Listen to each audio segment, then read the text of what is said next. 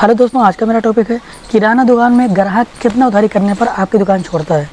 क्योंकि इस वीडियो से आपको एक सीख मिलेगी कि ग्राहक को कितना उधारी दें, कितना अपना पूंजी फंसाएं ताकि वो ग्राहक हमारी दुकान पर एक्टिव रहें और जो हमारी पूंजी है पूंजी के साथ में हमारा ग्राहक भी एक्टिव रहे हमारी दुकान पर। ये सबसे बड़ी बात होती है और सबसे अहम होता है जो शायद आपको यूट्यूब के अंदर कोई नहीं बताया हुआ ये चीज़ें। अगर आप एक किराना दुकानदार हैं तो वीडियो को बिना स्किप किए वीडियो को पूरा देखिएगा, क्योंकि इस वीडियो के माध्यम से आपको एक सीख मिलने वाली है जो कि शायद आपको ये बहुत ज़रूरी होता है। और अक्सर इस चीज़ से आपकी जो पूंजी होती है पूंजी के साथ साथ में कस्टमर भी चले जाता है और जो आप पूंजी लगा देते हैं और आपकी पूंजी भी डूब जाती है। क्योंकि मैंने इससे पहले एक वीडियो बनाया हुआ था, उस वीडियो में मैंने कुछ ऐसी बातें बताया था, लेकिन इस वीडियो में आपको कुछ ऐसी बातें बताने वाला हूं जो आपके लिए बहुत हेल्पफुल होगी। तो वीडियो में एंड तक बने रहिएगा। अगर आपको मेरी वीडियो पसंद है मेरी वीडियो को लाइक करके चैनल सब्सक्राइब कर लीजिएगा। अगर आपका कोई सवाल है किराना से रिलेटेड अगर आप मैसेज करेंगे मैं आपके मैसेज का रिप्लाई जरूर दूंगा। चलिए वीडियो में आगे बढ़ते हैं और जानते हैं किराना दुकान में ग्राहक कितना उधारी करने पर आपकी दुकान छोड़ता है। चलिए वीडियो में आगे बढ़ते हैं। तो गाइस, सबसे पहले मैं आपको बताता हूँ, देखिए सबसे बड़ी समस्या क्या होती है, सबसे बड़ी प्रॉब्लम्स क्या होती है किराना दुकान की। क्योंकि देखिए जो कस्टमर होते हैं ना, यानी कि जो ग्राहक होते हैं ना, वो ज़्यादा उधारी पे आते हैं।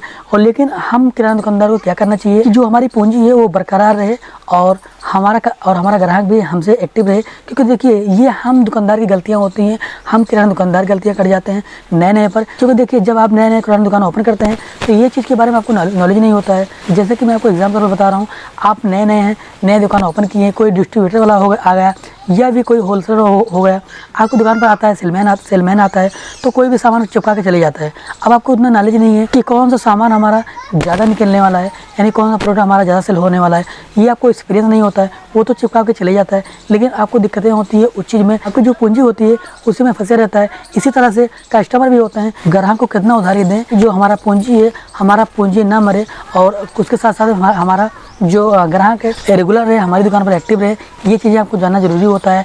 और बहुत से नए किराना दुकानदार हैं जिनको नहीं पता होती है, वो ग्राहक को सामान देते जाते हैं। अब उनको ये नहीं पता है जो ये मैं सामान दे रहा हूँ, जो हमारे इसमें पूंजी लगी है, पता नहीं हम ये ग्राहक से मैं निकाल पाऊँ या फिर ना निकाल पाऊँ। क्योंकि देखिए किराना दुकान हो गया या फिर कोई भी बिजनेस हो गया, आप ये सोच लीजिए कि आप किसी से मारपीट नहीं कर सकते हो। क्योंकि देखिए अक्सर पूंजी कम होने के कारण जो दुकानें होती हैं बंद होती हैं, इसी वजह से तो हम किराना दुकानदार की गलतियां होती हैं। हम नए किराना दुकानदार समझ नहीं पाते हैं कि कितना उधारी दूं कस्टमर को ताकि वो कस्टमर हमारी दुकान पर एक्टिव रहें और उस कस्टमर से मैं प्रॉफिट कमा सकूं। सबसे खास बात मैं आपको बता दूं कि आप कम से कम उधारी रखेंगे तो जो कस्टमर होते हैं ना, आप उस कस्टमर से यानी मुनाफा प्रॉफिट अच्छा खासा कमा सकते हैं उसी कस्टमर से। क्योंकि देखिए कितना उधारी आपको देना चाहिए ग्राहक को, ये सबसे ज़रूरी है।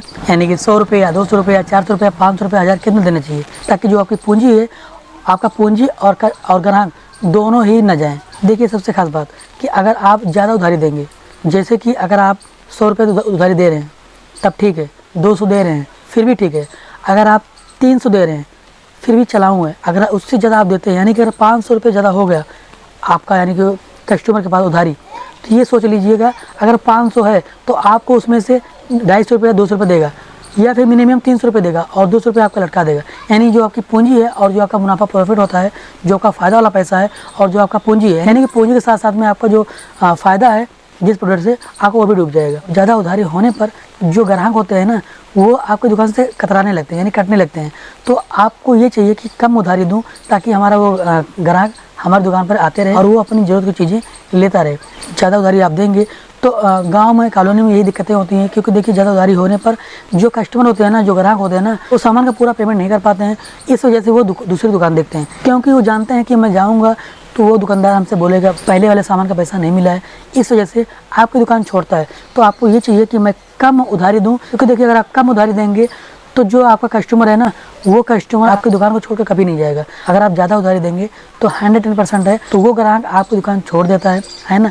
और जो आपका पूंजी होता है, जो आप सामान दिए रहते हैं, जो आपका पैसा पूंजी होता है, वो अक्सर मर जाता है इसी वजह से। तो आप कम उधारी दें।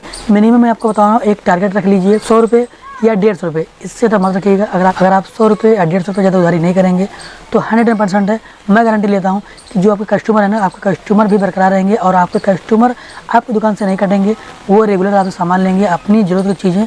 ये बात ध्यान में रखिएगा अगर आप ज़्यादा उधारी देंगे, क्योंकि देखिए ज़्यादा उधारी होने पर आपका पूंजी और कस्टमर दोनों चले जाएंगे, ये बात ध्यान में रखिएगा।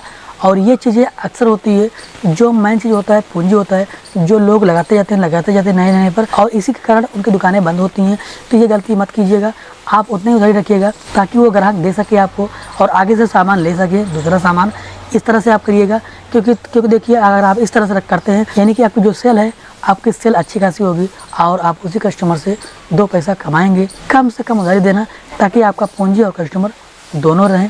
तो आशा करते हैं इस वीडियो के माध्यम से जो मेरा इतने सालों का एक्सपीरियंस था मैं आप लोगों से शेयर किया। अगर आपको मेरी वीडियो अच्छी लगी होगी तो मेरी वीडियो ज़्यादा लोगों तक शेयर कीजिएगा ताकि उन तक मेरी वीडियो पहुंच सके। तो आज की वीडियो यहीं तक, फिर मिलेंगे एक नई वीडियो में।